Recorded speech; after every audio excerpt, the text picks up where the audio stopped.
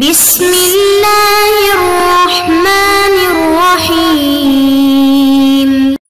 بسم اللہ الرحمن الرحیم۔ السلام علیکم ورحمۃ اللہ وبرکاتہ۔ عزیز طلبہ، امید ہے آپ تمام احباب خیر و عافیت سے ہوں گے۔ آج مسند امام اعظم کا سبق نمبر 156 ہے، اور اس سبق کے اندر ہم کتے کی خرید و فروخت کا بیان اور بیع میں 2 شرطیں لگانے کا کیا مطلب ہے اس کی تفصیل پڑھیں گے۔ وبه قال حدثنا ابو حنیفة عن معن بن عبد الرحمن بن عبد الله بن مسعود عن عبد الله بن مسعود رضی اللہ تعالی عنہ عن النبي صلی اللہ علیہ وسلم انه قال اشتروا على الله قالوا وكيف ذلك يا رسول الله قال تقولون بعنا الى مقاسمنا ومغانمنا۔ اس روایت کا ترجمہ یہ ہے کہ حضرت عبداللہ بن مسعود رضی اللہ تعالی عنہ سے مروی ہے، نبی کریم صلی اللہ علیہ وسلم نے ارشاد فرمایا، اللہ پر بھروسہ کر کے خرید لیا کرو۔ صحابہ کرام نے عرض کیا، یا رسول اللہ اس کا کیا مطلب؟ وَكَيْفَ ذَلِكَ، اس کا کیا مطلب؟ فرمایا تم یوں کہتے ہو ہم نے تقسیم رزق اور غنائم کی طرف اسے خرید لیا۔ مطلب اس روایت کا یہ ہے کہ ثمن کی مدت جو ہے وہ مجہول مقرر نہ ہو، جیسا کہ مال غنیمت ملنے پر یا کوئی عطیہ ملنے پر اس کے تقسیم ہونے پر ثمن میں ادا کر دوں گا، یہ درست نہیں ہے، بلکہ اس ثمن میں ادائیگی کی مدت جو ہے وہ مجہول ہوتی ہے، اور بیع میں ایسی جہالت جو ہے وہ درست نہیں ہے۔ تو لہٰذا یہ نہ کہا کرو کہ ہمیں جو ہے وہ جو عطایا ہے ان کی تقسیم یا پھر غنائم کی تقسیم تک جو ہے وہ میں ثمن ادا کر دوں گا، اس لیے کہ اس کی مدت مجہول ہے، اور مجہول مدت جب بیع کے اندر ہوتی ہے، جہالت جب آتی ہے، تو ایسی بیع جو ہوتی ہے وہ درست نہیں ہوتی۔ بیان الرخصت فی ثمن کلب الصید۔ وبه قال حدثنا ابو حنیفة عن الہیثم عن اکرمة عن ابن عباس رضی اللہ تعالی عنہما قال رخص رسول اللہ صلی اللہ علیہ وسلم فی ثمن کلب الصید۔ حضرت ابن عباس رضی اللہ تعالی عنہما سے مروی ہے، وہ فرماتے ہیں کہ رسول اللہ صلی اللہ علیہ وسلم نے شکاری کتے کی قیمت میں رخصت دی ہے۔ فی ثمن کلب الصید، شکاری کتے کی قیمت میں رخصت عطا فرمائی ہے۔ عزیز طلبہ، اس روایت میں کتے کی خرید و فروخت کا جو معاملہ ہے اس میں فقہا کا اختلاف بیان کیا جاتا ہے۔ تو احناف اور مالکیہ کے ہاں جو شکاری کتا ہے اس کی خرید و فروخت جائز ہے، اور اس سے حاصل ہونے والا جو نفع ہے وہ بھی حلال ہے۔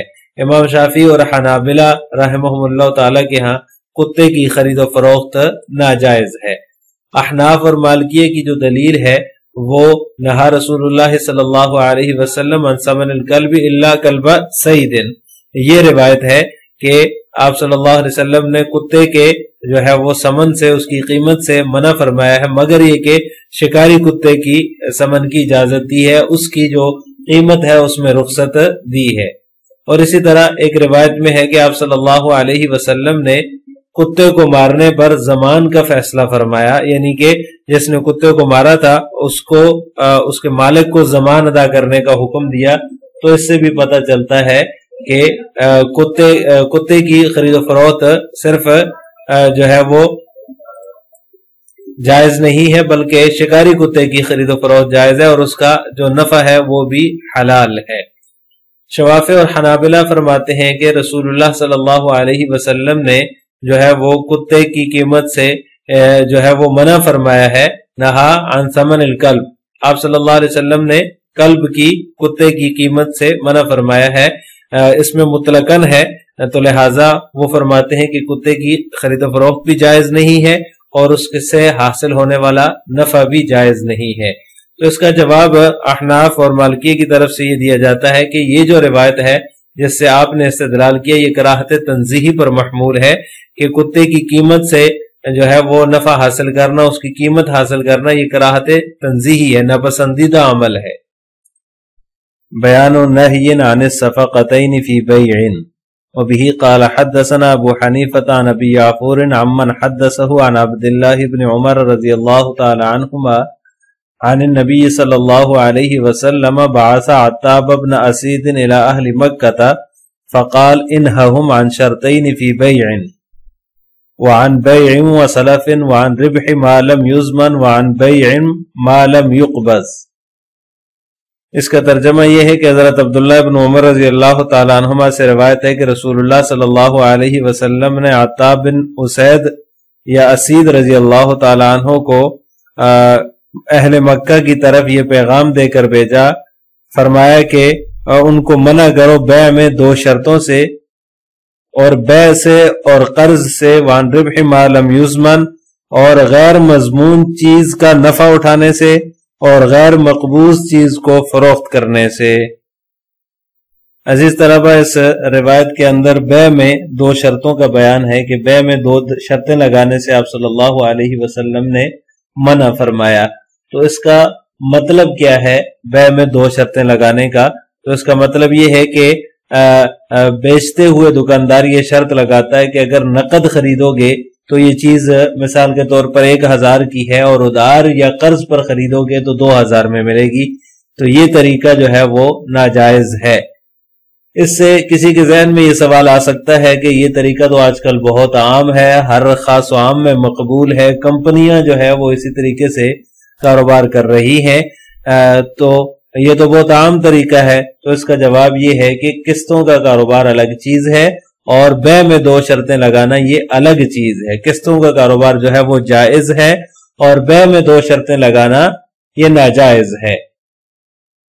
بظاہر ان دونوں کی صورت ایک جیسی ہی ہوتی ہے، لیکن اس میں دو شرطوں کی صورت میں جو ہے وہ خریداری کی صورت میں 2000 جو ہے وہ یکمشت ادا کرنا پڑتا ہے، اور قسطوں کے کاروبار میں جو ہے وہ ایک مقررہ حد جو ہوتی ہے وہ بطور ایڈوانس کے ادا کر کے پھر ہر مہینے قسط ادا کرنی پڑتی ہے۔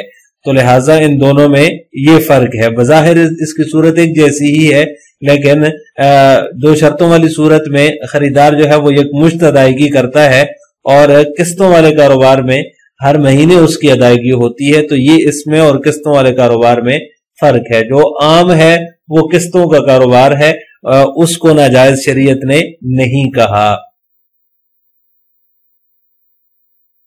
اسی طرح فرمایا بیع اور قرض سے منع کرو۔ تو بیع اور قرض اس کی صورت کیا ہے؟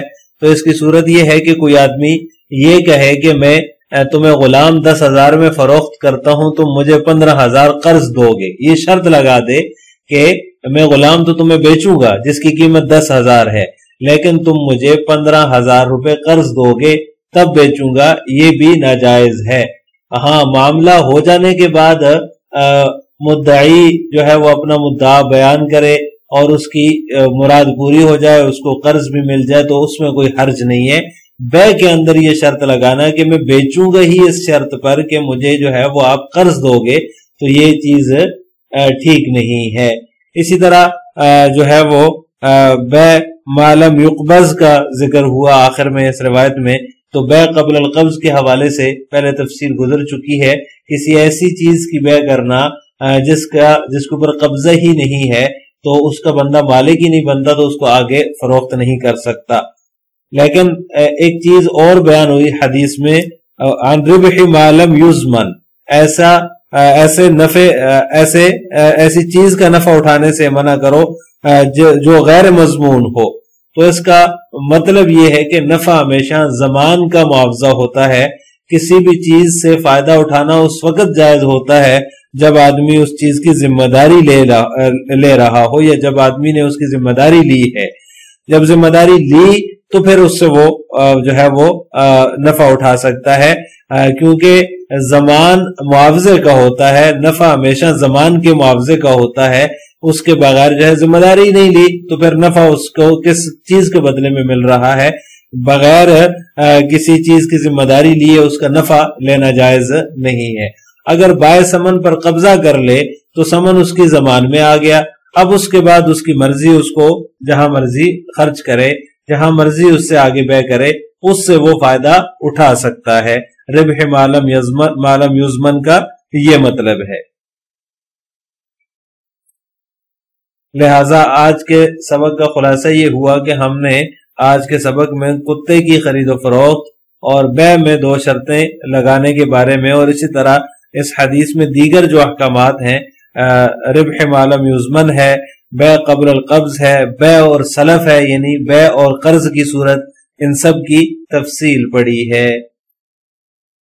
آخر میں آپ سے 2 سوال ہیں۔ نمبر 1، احناف کے ہاں کتے کی خرید و فروخت مطلقاً جائز ہے یا نہیں؟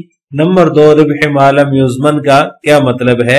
ان دونوں سوالوں کا جواب آپ نے کمنٹ باکس میں دینا ہے۔ السلام علیکم ورحمۃ اللہ وبرکاتہ۔